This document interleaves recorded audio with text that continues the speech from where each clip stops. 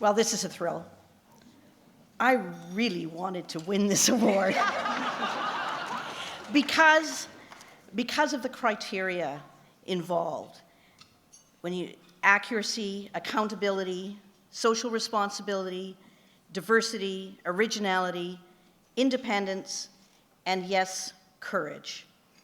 And it's something that I and my colleagues, some of whom are with us tonight, strive for every day, and not always successfully, but we sure do try, and these are values that we live with every day. And it's a great privilege to be able to do that, and I want to thank CBC for this opportunity. And special thanks to our manager, Linda Groen, who's with us here tonight. And now, I know I'm in the company of so many of Canada's greatest journalists tonight, but I'm sorry, I've got to say, I'm turning this over now to this country's best journalist, and my colleague, friend, and partner in crime, Maria Tremonti.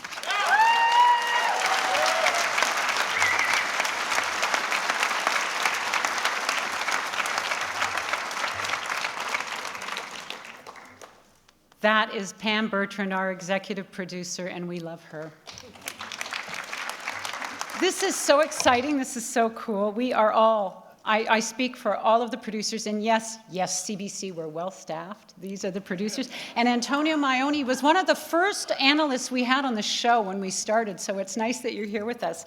The Current is 10 years old. We are just finishing our 10th season, and this is a wonderful recognition for us. We are also grateful. And it's also an affirmation for all of us that hard-edged journalism, edgy, provocative, journalistic efforts will never be a liability in this country. The Current was created 10 years ago by Jennifer Maguire at CBC, who is now keeps getting more and more promotions at CBC. She's head of CBC Television and Radio News and Current Affairs now. We began this program with a mandate to pursue truth, accountability, to give voice to those who might not otherwise have a voice, to turn ideas around and to make people think and to make them think differently. We were told to be fearless. After all, it was only radio. Nobody watches it. And it hasn't always been easy. Henry Kissinger walked out on me in the first season. I got 200 postcards berating me, and they were form postcards that had obviously been handed out in the United States and mailed. And some of them, they had other little comments on them, and one said, "Communist slut." How dare they? I'm not a communist.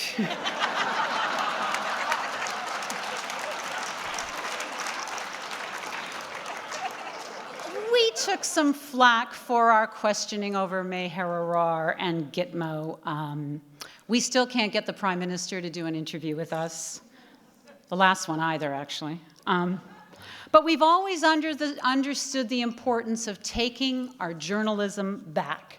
And if there is a wider message in our success tonight, it is that. We are all journalists. You heard Ted Koppel talk about the changes in journalism and how difficult it is. We can all take our journalism back. No journalism school grad gets out of school and says, "I want to cover the vapid and superficial." Their bosses make them do that. They're bosses with experience. No one can make you stand in front of a camera and say nothing about nothing. No one can make you write a column about just yourself. No one can make you report a story about nothing. Only you can do that. So the next time a boss tells you, and this is the message to all the young journalists out there and not so young journalists, to do a story you don't want to do, come up with 3 others you do and fight for it. Take your journalism back.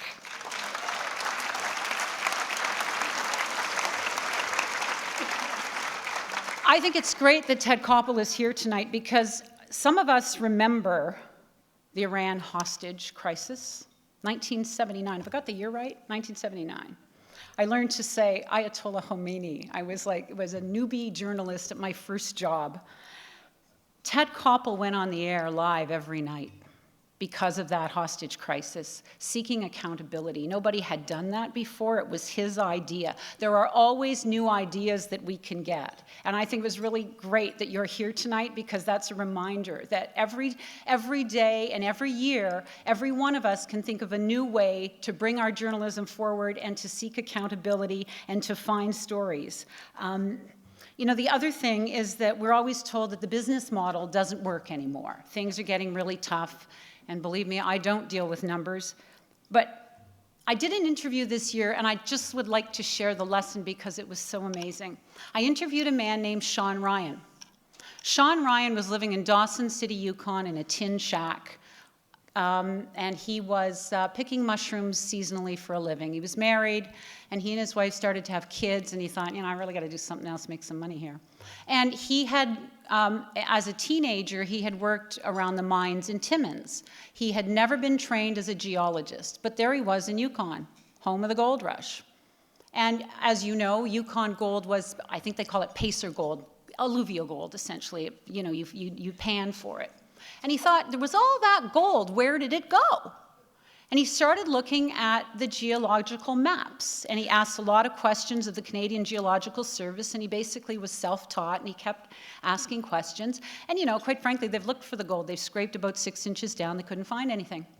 So Sean Ryan got himself a tulip planter from Holland. You plunge it down, it goes more than 6 inches. It goes 2 feet. And he plunged it down all over the place, and he took those dirt samples and he tested them. Sean Ryan holds the biggest percentage of the gold mining shares now for the gold claims in Yukon. He has started a new gold rush. All the gold mining companies thought the gold was gone. All the trained geologists thought the gold was gone. He found the gold. Well, journalism isn't gone either, and we can keep mining for great stories, and we can take our journalism back.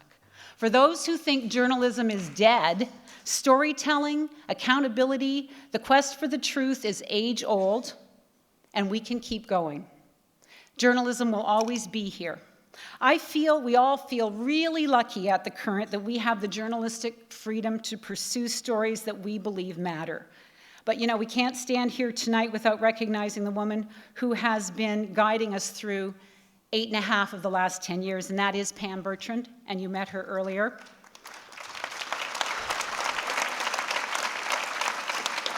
Her standards are exacting, relentless, unforgiving. Her humanity is expansive, selfless, and humbling. She has been at the helm. She has guided us to where we are, and she's leaving us at the end of this season to become the executive producer of Ideas and Tapestry on CBC Radio 1. It is an inspired move for her. It is a dramatic and traumatic change for us, but because of her, we will continue to move forward. So Pam, this one's for you. Thank you, everyone. This is such an honor. We thank you from the bottom of our hearts.